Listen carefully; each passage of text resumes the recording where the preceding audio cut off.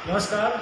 इस वक्त हम जैसलमेर राजघराने का केंद्रीय सत्ता से संबंधित इस पुस्तक में मध्यकाल में जैसलमेर का जो खान पान कैसा था उसके बारे में जरा आपसे कुछ बताएंगे।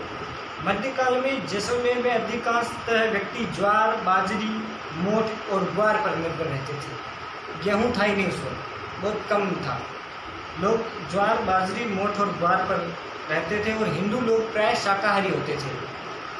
कहते हैं कि पहले शराब पीते थे या मांस खाते थे, राजपूत खाते थे, ऐसा नहीं था। प्राय हिंदू लोग सारे शाकाहारी होते थे, किंतु कुछ मुस्लिम और राजपूत जातियां मांसाहारी थी। ये मध्यकाल की बात है। राजपूतों में भाटी राजपूत सूअर का मांस नहीं खाते थे। मांस के लिए शिकार का भी प्रचलन था, किंतु गाय, बकरी, कबूतर, बंदर, मोर, उल्लू और बिल्ली आदि जानवरों का शिकार प्रतिबंधित था। सामान्यतः दिन में 4 बार भोजन की परंपरा थी। पहली बार शीरावन, जिसको सुबह का कलेवा कहते हैं। दूसरी बार रोटी, जो प्रातः 10 या 11 बजे।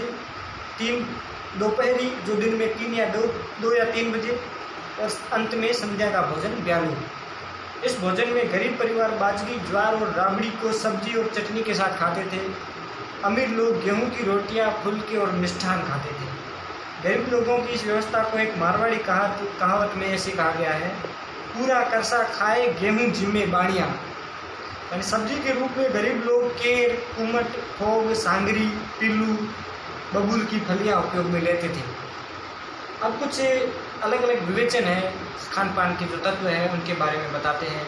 एक जैसे सोगरा है, बाजरी के आटे की सेकी हुई सख्त रोटी जिसका वजन ही 7-8 तोला होता था, सोगरा।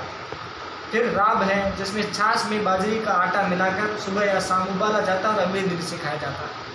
खीच हो गई, जो आप सब परिचित होंगे, अक्षय तृतीया के पहले दिन बनाई जाती है। दलिया, खिचड़ी, बोरडी, केर, कुमट, जाल या पिल्लू, टिबरू, गुलर, आंवला, महुआ, बबूल, खोग, मुल्तानी मिट्टी।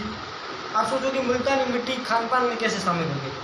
ये रेतीली भाग की जमीन के नीचे उपलब्ध होती है। निर्धन लोग अकाल के समय इसको खाते थे। आजकल कई स्त्रियां भी खाती है मुल्तानी मिट्टी को, लेकिन उस वक्त लोग भी खाते थे। जब अकाल पड़ता था तो मुल्तानी मिट्टी भी खाते थे। उसके बाद है भुरट। आप देखो कि कांटेदार होता है रेगिस्तान में, ये रेगिस्तानी घास है। इसके बीजों को पीस कर भोजन के रूप में प्रयोग किया जाता था। फिर ग्वारफली, वो आप सब परिचित होंगे। सफ़ेद मूसली, तुम्बा, मतीलों के जैसे होता है, बहुत कड़वा होता है तुम्बा। ये फल बहुत कड़वा होता है, किंतु बीज मीठे होते हैं। इनको पीस कर रोटी बनाई जाती थी, तुम्बे की रोटी। फिर छोटी काटी। इस प्रकार ये जो सारा खान पान था वो मध्यकाल में जैसलमेर के लोग जब अकाल पड़ते थे इस खान पान का उपयोग लेते थे। तो ये सब चीज़ें खान पान की थी जो मैंने अभी आपको बताई थी। धन्यवाद। खान पान के बाद अगर बात करें शराब की, जिसको शराब यानी खराब कहा जाता है, लेकिन स्थानीय जो ख्याते हैं उसमें शराब की महिमा का भी वर्णन किया गया है। तो लक्ष्मीचंद तिवारी की जैसलमेर के पृष्ठ संख्या 248 पर जो शराब की महिमा का वर्णन किया गया है वो ऐसे है: दारू पियो रंग करो, राता राखो नैन, बेरी थारा जल मरे, सुख पावेला शैन। दारू दिल्ली आग रो, दारू जैसलमेर, दारू पियो साहिबा, कोई 100 रुपयों रा फेर। दारू तो भग भग करे, शीशी करे पुकार, हाथ प्यालो धन खड़ी, पियो राजकुमार। यानी इस तरह से शराब की महिमा का वर्णन किया गया था और मध्यकाल में शराब को बहुत ही इज्जत और मान मर्यादा के साथ किया जाता था।